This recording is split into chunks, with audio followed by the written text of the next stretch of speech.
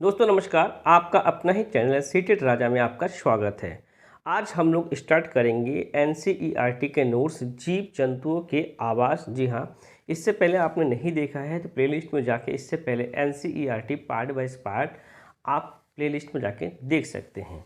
Seated का full preparation course digital content के साथ फ्री ऑफ कॉस्ट आपको प्लेलिस्ट में मिल जाएगा और 2011 से लेकर 2021 तक का 12 साल का प्रीवियस ईयर क्वेश्चंस मैं आपको एक्सप्लेन के साथ सॉल्व करा दूंगा। इस बार का सीटेड गारंटेड है कि आप फर्स्ट अटेम्प्ट में इजी गोइंग स्मूथली ट्रिकी वे में और मैजिकल वे में आप निकालोगे। आइए दोस्तों क्लास शुरू करते हैं। अभी तक चैनल को सब्सक्राइब नहीं किया, सीटेड का बनना है राजा तो सब्सक्राइब करें सीटेड राजा। आइए क्लास शुरू करते हैं। जीव जंतुओं के आवास। जीव जंतुओं के आवास प्राकृतिक पर निर्भर करते हैं। कुछ जीव जंतु व पक्षी अपना आवास पेड़ पर या झाड़ियों में बनाते हैं तो कुछ जमीन में बिल बनाकर बाह्य वातावरण से अपना बचाव करते हैं। कई बड़े जंगली पशु जंगलों एवं पर्वतों में बनी प्राकृतिक गुफाओं या मांद में रहते हैं। आवास के प्रकार दोस्तों देखेंगे अभी। आवास के प्रकार स्थलीय आवास, स्थल पे रहने वाले सभी जीवों का आवास स्थलीय आवास कहलाता है। इसके कई प्रकार के आवास शामिल किए गए हैं, जैसे वनीय आवास। वनीय आवास में जंतु एवं पेड़ पौधे दोनों पाए जाते हैं जो एक दूसरे पर आश्रित होते हैं। सभी प्रकार के जंगली जानवर एवं वनस्पति इस प्रकार के आवास में रहते हैं। अब घास भूमियाँ, यह लंबी व मोटी घास अधिक मात्रा में उगती है। यहाँ के मुख्य जानवरों में जेबड़ा, जिराफ, हाथी, गजेला, हिरन आदि होते हैं। प्रमुख घास भूमियों के उदाहरण है savanna, prairies, downs, steppe, meadows, llanos, pampas, Gran, Chaco आदि। मरुस्थलीय आवास। ये मरुस्थलीय क्षेत्रों में वर्षा बहुत कम होती है और तापमान बहुत अधिक होता है। यहाँ पाए जाने वाले जंतुओं में ऊंट, सांप, कंगारू, चूहे आदि तथा वनस्पति में कांटेदार व मोटी पत्ती वाली पेड़ पौधे मिलते हैं। पहाड़ी आवास। पहाड़ी आवासों में याक, भालू, पहाड़ी बकरियां आदि मिलते हैं। आगे नेक्स्ट दोस्तों देखेंगे ध्रुवीय आवास। ध्रुवीय क्षेत्रों में वर्ष भर अत्यधिक बर्फ जमी रहती है, अतः यह पाए जाने वाला जंतुओं के शरीर पर फर होते हैं तथा चर्म के अंदर वसा की मोटी परत होती है जो सर्दियों से सुरक्षा करने के साथ साथ भोजन सुरक्षित करने का कार्य भी करती है। यहाँ ध्रुवीय भालू, रेनडियर, आर्कटिक लोमड़ी, सील, स्नोगूज, आर्कटिक भेड़िया, खरगोश, वाइल्ड ईगल आदि जानवर मिलते हैं। अब नेक्स्ट दोस्तों अभी पढ़ेंगे हम लोग जलीय आवास। जलीय आवास में कौन कौन से आते हैं जीव जंतु, अब इसको रीड करते हैं। जलीय आवास। ताज़ा जलीय आवास, नदी, झीलें, तालाब, झरने आदि। इनमें मछलियाँ, केकड़े, मगरमच्छ, टिडपोल, मेढक, कैटफिश, सर्प, ड्रैगन फ्लाई आदि जंतु पाए जाते हैं। समुद्री आवास। इसमें क्या है, समुद्री पानी में मछली, whale, dogfish, starfish, jellyfish, octopus, shark मछली, व्हेल मछली, समुद्री घोड़ा, समुद्री ड्रैगन, समुद्री कछुआ, मगरमच्छ, समुद्री सांप आदि जीव जंतु मिलते हैं। तटवर्तीय आवास। इन क्षेत्रों में समुद्र जल एवं नदियों द्वारा लाए गए ताज़ा जल का मिश्रण मिलता है, अतः यहाँ मैंग्रोव प्रकार के वनस्पति बहुलता इसमें अधिकता पाई जाती है। अब देखते हैं बिल। कुछ जंतु धरती के बिल बना के रहते हैं, जैसे कि चूहा, सांप, खरगोश, चींटी आदि। घोंसला। कुछ पंछी पेड़ों पर या घड़ों पर घोंसला बनाकर रहते हैं, जैसे बुलबुल, कठफोड़ा, चिड़िया, वया, कबूतर आदि। दोस्तों पक्षी से रिलेटेड वीडियो भी है, प्लेलिस्ट में जाके देख लेंगे कौन सा पक्षी का कैसा घोंसला बनता है, सारी चीज़ें प्लेलिस्ट पे है। गिलहरी पेड़ की कटोर में रहती है। मांद या गुफा। शेर, भेड़िया, लोमड़ी, बाघ, भालू आदि मांद या गुफा में रहते हैं। केनन। कुत्ते का आवास को केनल कहते हैं। पेड़ की शाखाएं। बंदर, चील, कौवा, तिड्डा आदि पेड़ की शाखाएं पे रहते हैं। छत्ता। मधुमक्खी, बर्रे, ततैया आदि छत्ते में रहते हैं। छप्पर या वाड़ा गाय, भैंस, भेड़, बकरी आदि पालतू जानवरों के लिए बनाया जाता है। बिल खरगोशों का घर है। अस्तबल घोड़ा का आवास को हम अस्तबल कहते हैं। अब दोस्तों देखेंगे वस्त्र। इसके आगे पहले 2-3 टॉपिक को इसे क्लियर कर ले। पेड़ की कोटर में कंगारू रहते हैं। मुर्गी खाना या दरबा में मुर्गी का घर होता है। कैटल या केज बिल्ली के घर को कहते हैं। अब दोस्तों देखेंगे वस्त्र और किस स्टेट में, कौन सा राज्य में कैसा वस्त्र का इस्तेमाल होता है, इसे हम देखते हैं। रेशों से तागा बनाने की प्रक्रिया को कताई कहते हैं। इस प्रक्रिया में रुई के एक पुंज से रेशों को खींचकर ऐंठते हैं। ऐसा करने से रेशे पास पास आ जाते हैं और तागा बन जाता है। तागे से वस्त्र बनाने का कई विधियां हैं। इनमें दो विधियां बुनाई तथा बधाई है। कुछ वस्त्रों जैसे सूती, जूट, रेशमी तथा ऊनी इसके तंतु पादप तथा जंतुओं से प्राप्त होते हैं। इनकी प्राकृतिक तंतु कहते हैं। रुई तथा जूट जिसे पटसन कहते हैं, पादपों से प्राप्त होने वाले जंतुओं के एक उदाहरण हैं। ऊन तथा रेशम जंतुओं से प्राप्त होते हैं। ऊन भेड़ अथवा बकरी के कृत्रिम ऊन से प्राप्त होती है। इसे खरगोश, याक तथा ऊँटों के बाल से भी प्राप्त किया जाता है।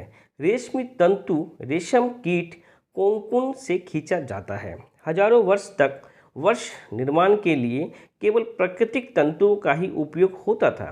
पिछले लगभग 100 वर्षों से ऐसे रासायनिक पदार्थों जिनका स्रोत पादप अथवा जंतु नहीं है से तंतुओं का निर्माण किया जा रहा है। इन्हें संश्लिष्ट तंतु कहते हैं, जैसे पॉलिस्टर, नायलॉन, एक्रिलिक संश्लिष्ट तंतुओं का उदाहरण नहीं है। अब दोस्तों देखेंगे मौसम के अनुसार वस्त्र और किस स्टेट में कौन सा वस्त्र लोग पहनते हैं। गर्मी में पहने जाने वाले वस्त्र आप यहाँ देख रहे हैं। गर्मी में हल्के रंग के वस्त्र पहने जाते हैं। हल्के रंग के वस्त्र में ऊष्मा को परावर्तित कर देते हैं, जिससे कि हमें कम गर्मी लगती है। गर्मी में सूती वस्त्र पहने जाते हैं क्योंकि गर्मी में शरीर से अधिक पसीना निकलता है। सूती वस्त्र पसीने के अधिकांश भाग को सोख लेता है, जिससे शरीर को ठंडक प्रदान होती है। ऊनी एवं सिंथेटिक कपड़ों में हवा रुक जाती है, जबकि सूती कपड़े में बारीकी छिद्र होता है और उनमें से हवा आती रहती है। गर्मी में सफ़ेद रंग के सूती कपड़े पहनना अच्छा रहता है क्योंकि सफ़ेद रंग सूर्य के प्रकाश का अधिकांश भाग परावर्तित कर देता है, जबकि गहरे रंग या काले रंग के कपड़े सूर्य के प्रकाश को अपने में समाहित कर लेता है। इसीलिए सफ़ेद रंग के कपड़े में गर्मी कम तथा काले रंग के कपड़े में गर्मी अधिक लगती है। जी हाँ दोस्तों, अब सर्दी में पहनने जाने वाले वस्त्र को देखेंगे। सर्दी में गहरे रंग के वस्त्र पहने जाते हैं क्योंकि ये ऊष्मा को अपने अंदर अवशोषित कर लेते हैं। ऊनी तथा रेशमी वस्त्र पहने जाते हैं क्योंकि ये भी ऊष्मा को अवशोषित कर लेते हैं। ऊनी कपड़े, रेशम वस्त्र, गहरे वस्त्र ऊष्मा के अच्छे अवशोषित होते हैं। ऊन ऊष्मा के कुचालक है तथा इसके रेशों के बीच बहुत सारी हवा फंसी होती है। उनके वस्त्रों और शरीर के बीच वायु की परत होने के कारण भी शरीर से ऊष्मा बाहर नहीं निकल पाती है। दोस्तों अब देखेंगे वर्षा ऋतु में पहने जाने वाले वस्त्र। जी हाँ, और फिर स्टेट वाइज कंप्लीट करेंगे किस स्टेट में कौन सा वस्त्र फेमस है। देखते हैं वर्षा ऋतु में पहने जाने वाले वस्त्र। बारिश के मौसम में सिंथेटिक कपड़े पहनना चाहिए क्योंकि वो जल्दी सूख जाते हैं। सिंथेटिक कपड़े में polyester, nylon, acrylic, rayon, dragon आदि शामिल है। नायलॉन कृत्रिम पॉलीमरों का समूह नाम है। यह एक रेशमी थर्मोप्लास्टिक सामग्री होती है जिसे रेशों, परतों और अन्य आकारों में ढाला जा सकता है। रेशम तथा नायलॉन के वस्त्र बहुत जल्दी सूख जाते हैं, इसलिए वर्षा के दिनों में इन वस्तुओं से बने वस्त्र पहने जाते हैं। अब देखेंगे दोस्तों राज्य के आधार पे वस्त्र। जी हाँ, राज्य के आधार पे वस्त्र हम लोग देखेंगे। जम्मू कश्मीर फिरन, याद रखेंगे फिरन, यह जम्मू कश्मीर राज्यों का पुरुषों तथा महिलाओं के द्वारा पहने जाने वाला ढीला ढाला चोंगा होता है, जिसे हम फिरन कहते हैं। तरंगा, ये जम्मू कश्मीर राज्य के महिलाओं के द्वारा सिर पे पहने जाने वाला वस्त्र है।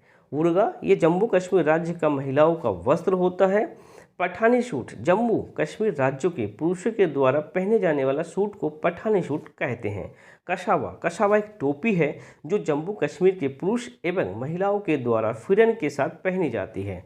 अब देखते हैं दोस्तों लद्दाख। जी हाँ, लद्दाख के बारे में, वहाँ के वस्त्र के बारे में। कोचा एक वस्त्र है जो भेड़ की खाल से बना होता है, जिसे लद्दाख के पुरुष गले में पहनते हैं। कुंटोक लद्दाख के महिलाओं का एक वस्त्र है। अब दोस्तों हिमाचल प्रदेश में फेमस क्या है देखते हैं ड्रेस में। लोनचाड़ी यह हिमालय प्रदेश की महिलाओं का वस्त्र है। लोनचाड़ी।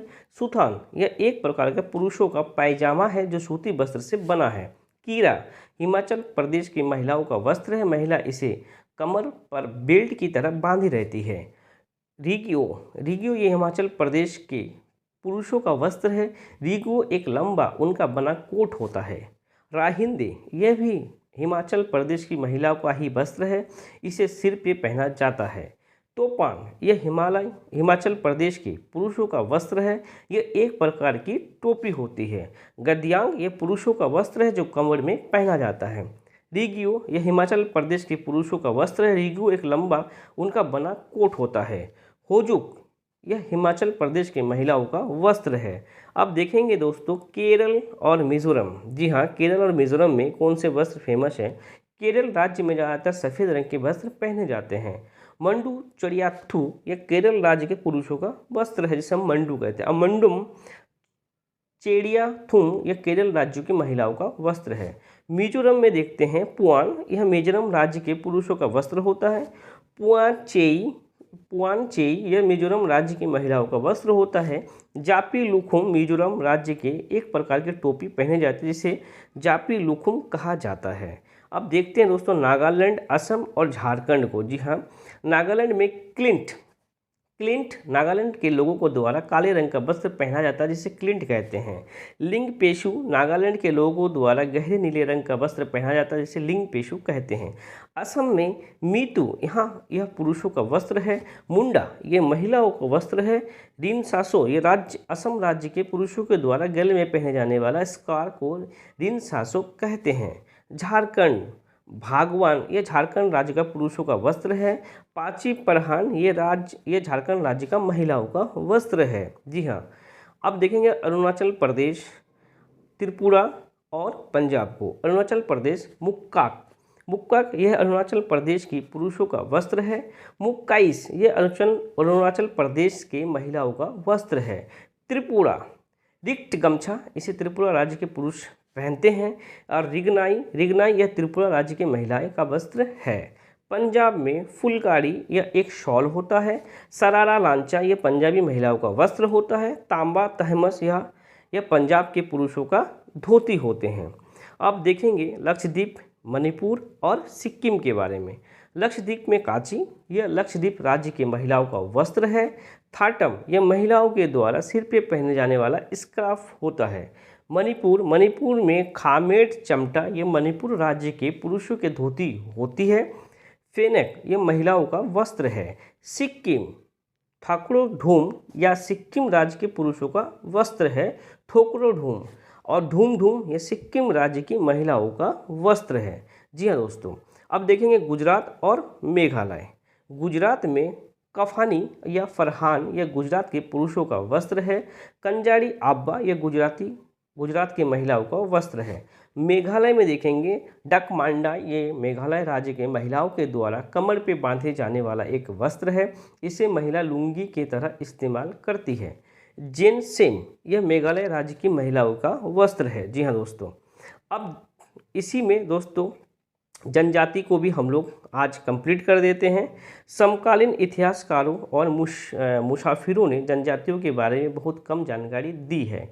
कुछ अपवादों को छोड़ दे तो जनजातीय लोग लिखित दस्तावेज नहीं रखते थे, लेकिन समृद्धि रीति रिवाजों और बातचीत और मौखिक परंपराओं का वो संरक्षण करते थे। मतलब उनके पास लिखित कुछ होता नहीं था। उनका जो ट्रेडिशनल नाना पापा दादा उनके जो पूर्वज थे वो आपस में बोलते आ रहे थे और उनके पूर्वज उन्हें करते आ रहे थे। उन्हें कहते थे बातचीत रूप से वो अपने संस्कारों को ट्रांसफर करते थे।